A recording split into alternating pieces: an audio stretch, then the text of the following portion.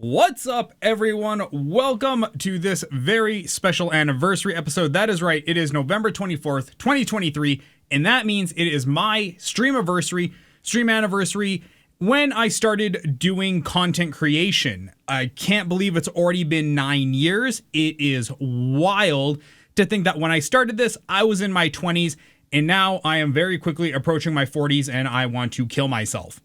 But let's go through, before we start anything else, before we talk about any plans, I want to go through and do the honorable mentions because, like always, I wouldn't be where I am, I wouldn't be growing how I am if it wasn't for people supporting and people watching the videos and giving feedback all the time. So with that said, as with every year, I want to give a big shout out to Devious Furball, BK Evil Chick, new names, Winter. Want to thank her for all of her feedback and her support. Claudia, thank you so much for all the feedback, especially on the fitness channel. And Court and Marky Mark.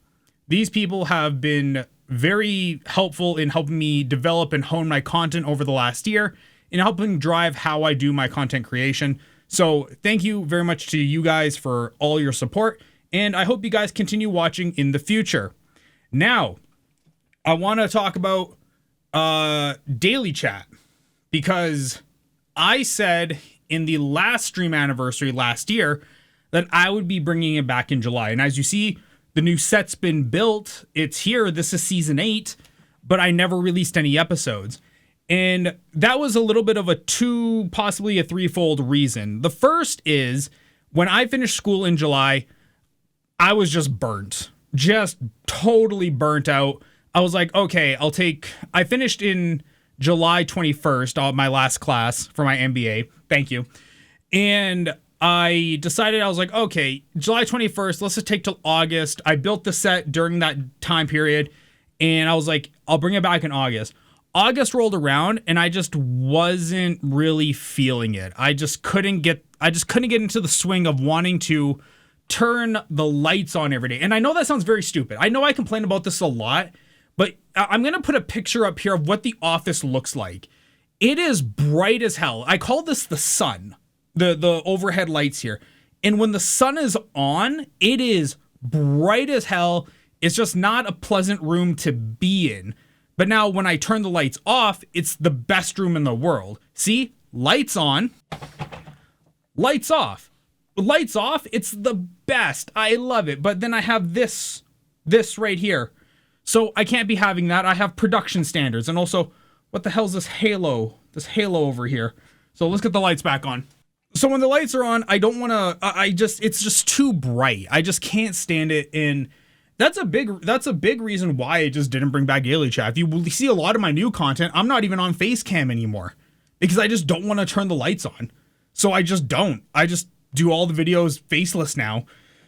For that very reason. And it sounds like a very stupid reason. I'm fully aware. You're not telling me anything new. But that's just how I felt about it. 2, as I was having my downtime, I kind of got into the YouTube algorithm and started serving me a lot of videos from like Brett Cooper and The Quartering, and now it's serving me Nerdrotic and The Critical Drinker. And one thing I'm noticing is the old format of daily chat, which was news articles telling it how it impacts you, doing like 5 stories or something. I don't feel like that content is really got a place for daily videos. Like, yeah, there's Tech Linked, but they do 3 big stories and 5 mini stories with no kind of in-depth. They just kind of tell you what the headline is, give you a little bit of the article, and call it a day.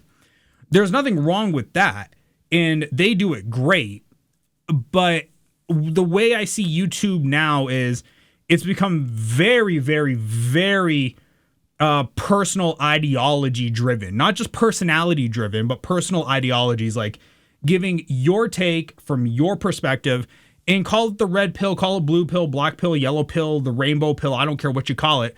But if you understand what I'm talking about, then you get the perspective I think that I'm trying to drive towards here. I might not be doing the best job talking about it, but that's where I see content. So that's kind of why I held off daily chat was I was just looking at it. I'm like, okay, so Daily Chat had a place, and I love Daily Chat. And what's funny is the way it is now is kind of where Daily Chat started back in season 1 with Devious Furball. That's really, I feel like, where it was in a very proto state. So I've been looking at wondering if I want to spin it that way. Now, the problem with that spin is it's easier content to make. It's much easier content, but I would have to do multiple videos a day, a week. That would mean, yeah, you guessed it, the lights would have to be on even freaking more, which would piss me off nonstop. And I don't know if I want to do that. And the third and final thing is I've spun off a lot of channels. I believe it was in the 2020 anniversary show, might have been the 2021.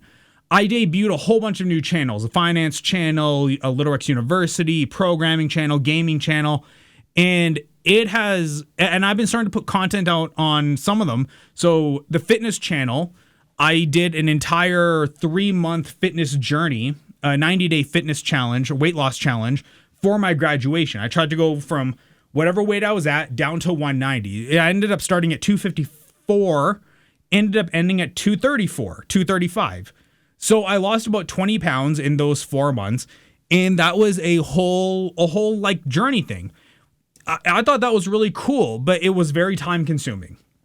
So that's another thing is I think I have to be a little bit more realistic with my time management because I want to keep doing content. I love doing content. In fact, with the birth of like YouTube Shorts, I have found a whole new passion for disseminating useful, helpful information to people.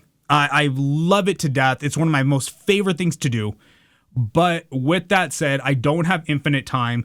And because I'm a one-man show where I do all the editing and all that, editing, call it what you want. It is still, we still call it editing. With all of that said, I don't have infinite time because I still have to keep doing stuff for my real day job. I still have to keep learning new things for my career, like to keep moving my career forward.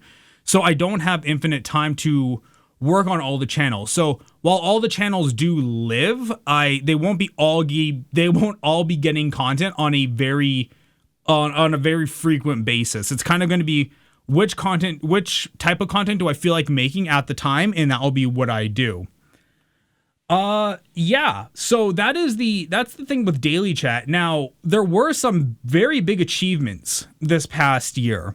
The gaming channel, YouTube reformatted. They split the monetization tier up into 2 tiers now. So before it used to be you needed 1,000 subscribers, 4,000 watch hours, and 3 uploads in 90 days, or 10 million YouTube Shorts views in lieu of the 4,000 hours.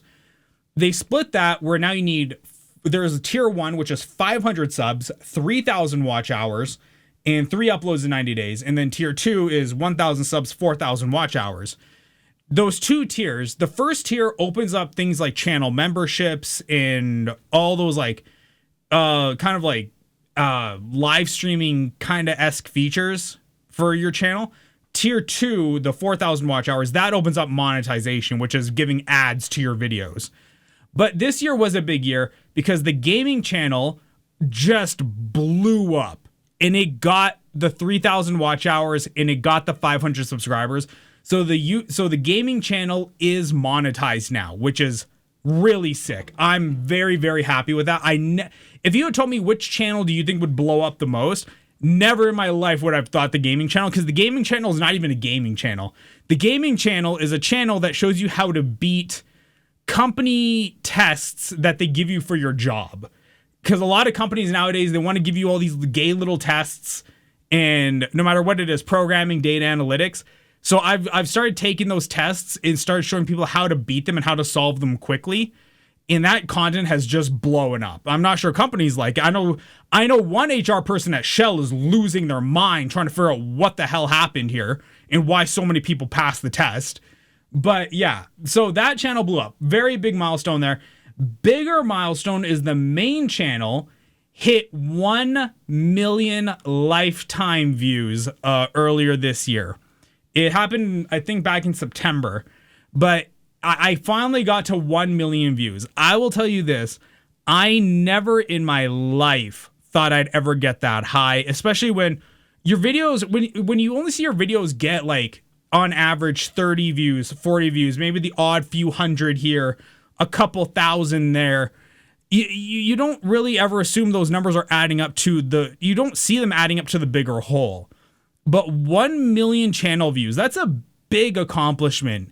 You got to realize, while your YouTube feed the algorithm is feeding you the content you like from creators you like, and it's showing you multi-million view videos because it's doing it to a lot of people, so it's aggregating as a whole.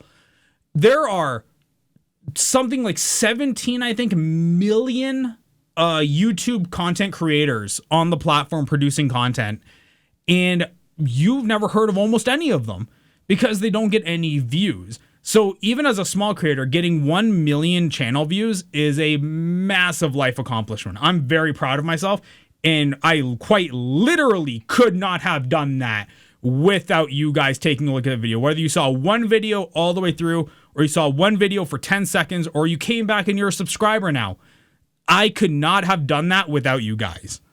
So with all of that said, now, what are the goals for next year? Because like every year, we like to set goals for the channel and see where we can get to.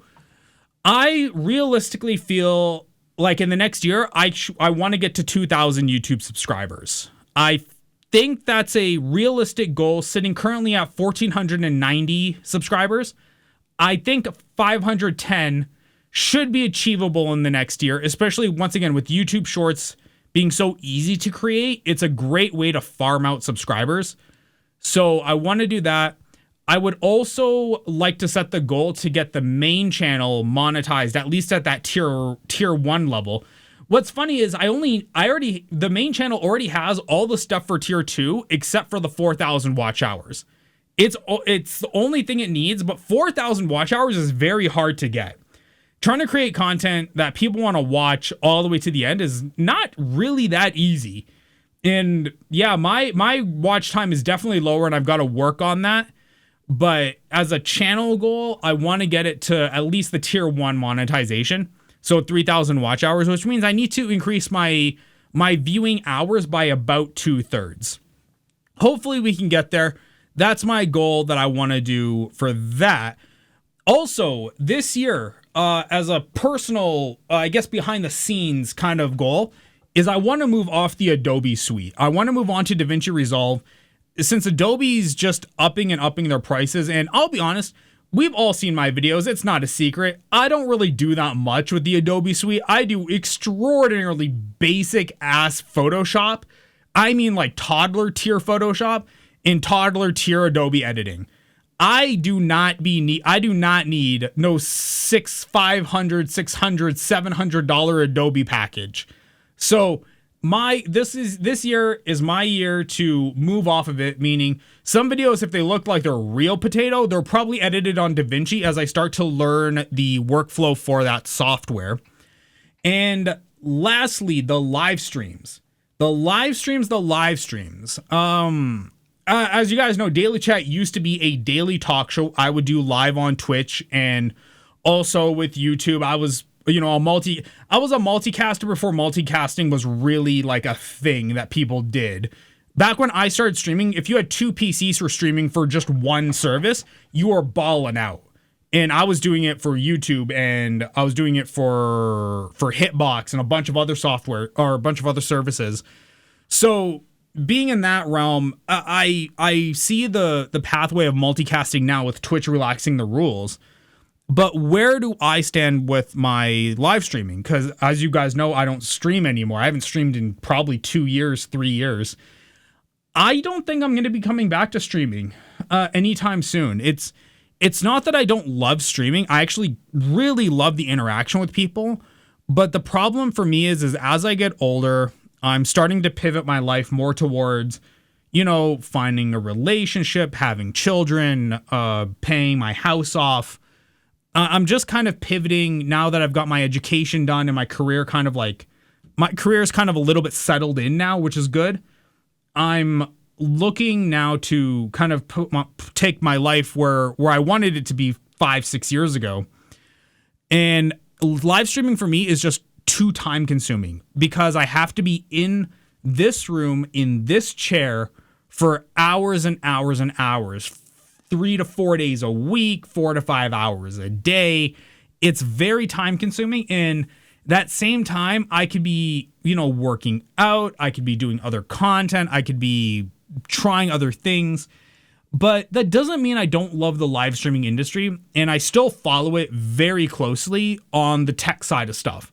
What are people doing? People like Sushi Dragon are people who I'm always keeping kind of like a Sauron's eye on, just to see what are they doing, where are they seeing the tech of this industry go. And I like to keep my finger on the pulse in that way. Also on the revenue side of things, I like to keep my finger on the pulse. So I don't think I'm coming back to live streaming anytime soon, but I would like to know in the comments what you guys think of this pivot. And hopefully, I don't know. I think you guys would understand where I'm coming from on this, since I know I do interact with a bunch of the people who were consistent viewers of my channel, and they were all family people too. I feel like a lot of them kind of get it. But there you guys have it. That is the anniversary show for, well, me. 9-year anniversary for Daily Chat. Like I said, Daily Chat probably will be coming back. I'm not taking it off the table. We'll just pick it up at season 8. But I think it's going to be coming back with a different format in more of a style of a personality-driven show where we handle one topic, but we just kind of give our take on it and all that. Similar to Brett Cooper, similar to The Quartering, similar to Neurotic, similar to Critical Drinker. We'll just take a look at that and see where we go from there. But yeah, 9-year, guys, 9 years. That is wild. I thank everybody for their time. I thank everybody for their support. Also, this is a big one. And if you made it all the way to the end, I'm glad you did, because I have something for you guys here. Next year, since this is the 9, next year is obviously the 10-year anniversary. 10 years of doing anything is extraordinary for a career path. And with that said, I want you guys to list goals that you want me to hit for the 10, that you want me to aim for when we enter the 10 years. Aim for something for the 10 years. And I want to see your guys' suggestions, because for 10 years, I don't know if I'm going to have any good ideas that would be better than what you guys can come up with. So leave your comments, and over the course of the year, I'm going to compile them all together and leave them on any video. I see every comment on every video, but I'll compile them together and I'll make a list for what the goals for the 10-year are going to be. But right now, for the 9 years, we have our goals outlined. 2,000 subs, tier 1 monetization on the main channel. Let's get it, boys. 9 years. Woo! We did it. I did it. You did it. We did it.